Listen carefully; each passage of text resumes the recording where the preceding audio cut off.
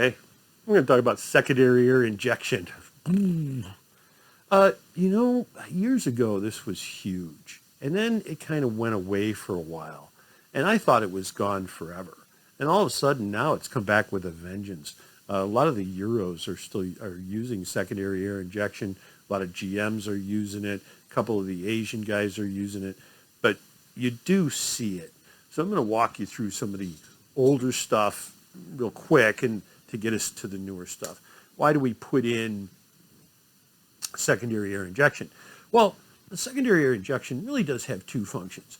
It helps heat up the cat faster when the engine is cold and helps burn some of the HC and convert some of the CO that's coming out. So it's an after treatment for the exhaust, okay? Kind of like an afterburner. It's a secondary combustion event that happens outside of the cylinder, if that makes sense. Okay. So but we do this by, putting air into the exhaust system. We do this a couple different ways. There's, they have the belt-driven pump. That's really old, called a Smog pump. We had pulse air there for a while, but that was back in the 80s. And then the newest ones are an electric pump, which, kind of runs like a vacuum cleaner. Just an electric pump, and it pumps in. It's turned on and off by the PCM. Old school stuff, the belt stuff. It was a very complicated system. It had a bunch of belts and hoses and, check valves. And we still have check valves. And I want to talk about those. But the air management stuff is pretty much all gone now. We don't deal with that too much in these air management valves. They're pretty much all gone. It was a belt-driven impeller pump. And, we had these crazy, manifolds that were screwed into the head. Most of the time, these things are ported right into the head now. They would rust out and would cause an exhaust leak that wasn't the exhaust. Check valves. They're still running check valves, and I do want to talk about this for a second. So what this is it has an air inlet and an outlet going into the exhaust system. We okay? And this stops the exhaust pressure from getting into the air system, which, that's hot exhaust gases getting into a plastic air pump. You can see where that's a problem, right?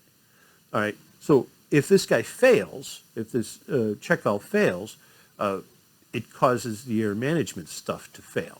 And it can cause the hoses to get like brittled and cracked and burnt, and it can cause problems. Thankfully, they're easy enough to check. The easiest way to check it is just start it, disconnect the outlet or the inlet side, right? Disconnect it and stick your finger in there. And you shouldn't really feel any heat from the exhaust.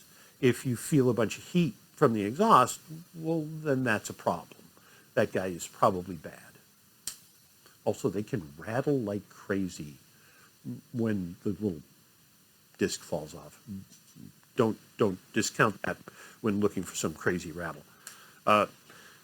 We put air where it belongs. We use a switching or a diverter valve. We still run a diverter valve. Usually it's part of the pump itself. It's not separate. And we don't run switching valves anymore. But I'll talk about them really fast. So here's our diverter valve. And what this allows us to do is, or allows the computer to dump any excess air pressure coming out of the pump out to the atmosphere very quickly if we go into decel. Okay, so on sudden deceleration, we need to remove this air injection system, or what's going to happen, we're going to get backfires inside the exhaust system. And it's really kind of funny because it's like, ba ba ba ba ba, ba ba ba ba ba. If this diverter valve goes bad inside the air pump and it continues to pump air in there. Now, remember, this is only used during warm-up for maybe the first 5 minutes of operation. Okay? All right.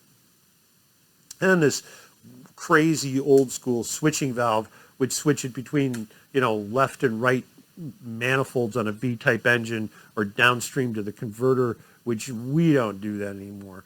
But it's this way old school, complicated, three-way crazy valve, I call them. Thankfully, we don't use these anymore.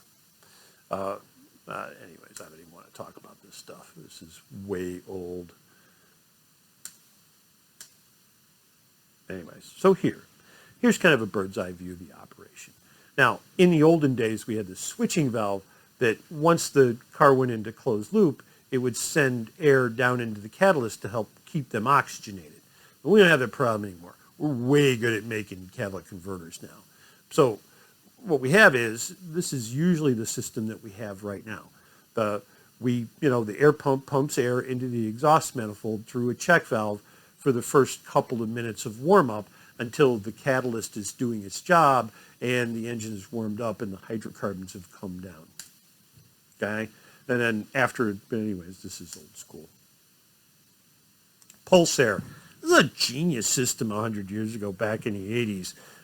And basically what it did is it used the positive and negative pressure pulses inside the exhaust to open and close these air valves. And it just operated all the time. And it was not a very good system. Thankfully, they got rid of it. Electric. Here's the new ones. The electric stuff. Now, PCM is controlled to the injection pump, and it turns on the pump only when it's being used. So it's only on for a couple of minutes after you start the car. Once the engine warms up, we drop the cold start hydrocarbons, and it helps light the catalytic converter off as well. So a good thing all around. And a lot of times there's still a diverter valve, because it's still, even though it's an electric pump, the computer turns it off, it takes a second for that guy to spin down. So, computer shuts it off, opens the diverter valve and dumps any excess pressure coming out of the spin down pump or anything, spin down of the pump and anything that's in the lines. And it probably won't have a switching valve at this point. Okay, so testing air. How do we test it? Well, the easiest, it's a one-time thing. It only operates when it's cold. So you got to get to this thing box cold, and the easiest way to do it is just, pull off the hose and make sure the pump is working. See if it's putting air in the proper place at the proper time. Look at the condition of the hoses and make sure they're not fried or burnt, and check the check valve. That's really about it.